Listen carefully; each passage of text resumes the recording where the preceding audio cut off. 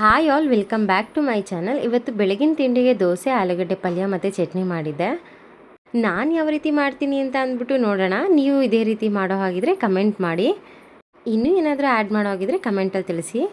ನಾನಿಲ್ಲಿ ರೇಷನ್ ಅಕ್ಕಿನ ಇಲ್ಲಿ ತೋರಿಸಿರೋಂಥ ಲೋಟದಲ್ಲಿ 4 ಲೋಟದಷ್ಟು ತೊಗೊಂಡಿದ್ದೀನಿ. ಅದೇ ಲೋಟದಲ್ಲಿ ಅರ್ಧ ಲೋಟದಷ್ಟು ಉದ್ದಿನಬೇಳೆ ತೊಗೊಂಡಿದ್ದೀನಿ. ಒಂದು 2 ಸ್ಪೂನಷ್ಟು ಹೆಸ್ರು ಕಾಳು ಮತ್ತು 2 ಸ್ಪೂನಷ್ಟು ತೊಗರಿಬೇಳೆ, 2 ಸ್ಪೂನಷ್ಟು ಕಡಲೆಬೇಳೆ ಹಾಕ್ಕೊಂಡಿದ್ದೀನಿ. ಇದರಲ್ಲಿ ನಾನು ಏನೋ ಒಂದು ಮಿಸ್ ಮಾಡಿದ್ದೀನಿ, ನೀವು ಕಮೆಂಟಲ್ಲಿ ತಿಳಿಸಿ. ನನಗೆ ಗೊತ್ತಿರಲಿಲ್ಲ. ಆಮೇಲೆ ದೋಸೆ ಎಲ್ಲ ನೆನೆ ಹಾಕಿ ರುಬ್ಬಬೇಕಾದ್ರೆ ನನಗೆ ನೆನಪಾಯಿತು. ದೋಸೆ ಇಡ್ಲಿ ಎಲ್ಲ ಅದೇ ಮೇನ್ ಇಂಗ್ರೀಡಿಯೆಂಟು, ಬಟ್ ನಾನು ಮರ್ತುಬಿಟ್ಟೆ. ಆಮೇಲೆ ರುಬ್ಬಬೇಕಾದ್ರೆ ಅದ್ರ ಘಮ ಬರ್ತಿರುತ್ತಲ್ವ, ಆವಾಗ ನಾನು ನೆನ್ಪು ಮಾಡಿಕೊಂಡೆ.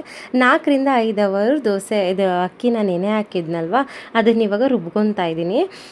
ದೋಸೆ ಮಾಡ್ತಿರೋದಕ್ಕೆ ಫುಲ್ಲು ನುಣ್ಣಗೆ ರುಬ್ಕೊತಾ ಇದ್ದೀನಿ. ನೋಡಿ, ಈ ರೀತಿ ಫುಲ್ಲು ನುಣ್ಣಗೆ ರುಬ್ಕೋಬೇಕು.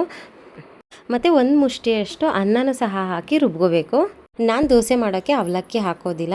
ಮತ್ತು ಇವಾಗ ನೈಟಲ್ಲಲ್ವ ಕಲಸಿಡ್ತಾ ಇರೋದು. ಇವಾಗ ನಾನು ಇದಕ್ಕೆ ಏನೇ ಸೋಡಾ ಆಗಿರ್ಬೋದು, ಉಪ್ಪಾಗಿರ್ಬೋದು ಏನೂ ಹಾಕಲ್ಲ. ಜಸ್ಟ್ ಹಾಗೆ ಮಿಕ್ಸ್ ಮಾಡಿಬಿಟ್ಟು ಎತ್ತಿಟ್ಬಿಡ್ತೀನಿ. ನೋಡಿ, ಇದು ಫರ್ಮೆಂಟೇಷನ್ ಆಗಿದೆ. ಇವಾಗ ಬೆಳಿಗ್ಗೆ 7 ಗಂಟೆಗೆ ನಾನು ತೆಗ್ದಿರೋದು. ನೋಡಿ ಎಷ್ಟು ಚೆನ್ನಾಗಿ ಫರ್ಮೆಂಟೇಷನ್ ಆಗಿದೆ ಅಂದರೆ, ತುಂಬ ಚೆನ್ನಾಗಿ ಫರ್ಮೆಂಟೇಷನ್ ಆಗಿತ್ತು. ಮತ್ತು ನಾನು ಇದನ್ನು 2 ದಿನ ಯೂಸ್ ಮಾಡ್ತೀನಿ. ಅಂದರೆ ಇವತ್ತು ದೋಸೆ ಮಾಡಿದ್ದೀನಿ, ನೆಕ್ಸ್ಟ್ ನಾಳೆ ಬೆಳಗ್ಗೆಗೆ ಪಡ್ಡು ಮಾಡ್ಕೊತೀನಿ. ಪಡ್ಡು ಮಾಡ್ಕೊಳೋದಕ್ಕೆ ಅಂತ ಅಂದ್ಬಿಟ್ಟು ಎತ್ತಿಟ್ಕೊತಾ ಇದ್ದೀನಿ. ಇದು ದೋಸೆಗೆ ಅಂದ್ಬಿಟ್ಟು ಎಷ್ಟು ಬೇಕೋ ಅಷ್ಟು ಎತ್ತಿಟ್ಕೊಂಡಿದ್ದೀನಿ ಇವತ್ತಿಗೆ ಅಂತ. ಮತ್ತು ದೋಸೆಗೆ ಸ್ವಲ್ಪ ಉಪ್ಪು ಹಾಕ್ಕೊತಾ ಇದ್ದೀನಿ. ನಾನು ಸೋಡಾ ಹಾಕೋದಿಲ್ಲ. ಮತ್ತು ಸ್ವಲ್ಪ ಸಕ್ಕರೆ ಹಾಕ್ಕೊತೀನಿ, ಚೆನ್ನಾಗಿರಂದರೆ ಗರಿಗರಿಯಾಗಿ ಚೆನ್ನಾಗಿ ಕಲರ್ ಚೆನ್ನಾಗಿ ಬರುತ್ತೆ ಅಂದ್ಬಿಟ್ಟು. ಮತ್ತು ನೋಡಿಕೊಂಡು ಕನ್ಸಿಸ್ಟೆನ್ಸಿ ದೋಸೆಗೆ ಎಷ್ಟು ಬೇಕೋ ಅಷ್ಟು ಹದ ನೋಡಿಕೊಂಡು ನೀರು ಹಾಕ್ಕೊತಾ ಇದ್ದೀನಿ. ಮತ್ತು ಚೆನ್ನಾಗಿ ಕಾದಿರೋ ಅಂಥ ಹೆಂಚ ಮೇಲೆ ಸ್ವಲ್ಪ ಎಣ್ಣೆ ಸವರಿ ನೀರು ಚಿಮುಕ್ಸಿ ದೋಸೆನ ಹಾಕ್ಕೊಳ್ಳೋದು. ಎಷ್ಟು ಚೆನ್ನಾಗಿ ಬರುತ್ತೆ ಅಂದರೆ ನೋಡಿ, ಒಂಚೂರು ದೋಸೆ ಕಚ್ಚೋದಿಲ್ಲ. ಚೆನ್ನಾಗಿ ಬಂದಿತ್ತು ಮಾತ್ರ. ನಾನು ಯಾವಾಗ ಮಾಡಿದ್ರೂ ದೋಸೆ ಇದೇ ರೀತಿಯೇ ಮಾಡೋದು, ಚೆನ್ನಾಗಿ ಬರುತ್ತೆ. ನೋಡಿ, ಒಂಚೂರು ದೋಸೆ ತವಾಗ ಕಚ್ಚೋದಿಲ್ಲ, ಚೆನ್ನಾಗಿ ಬರುತ್ತೆ.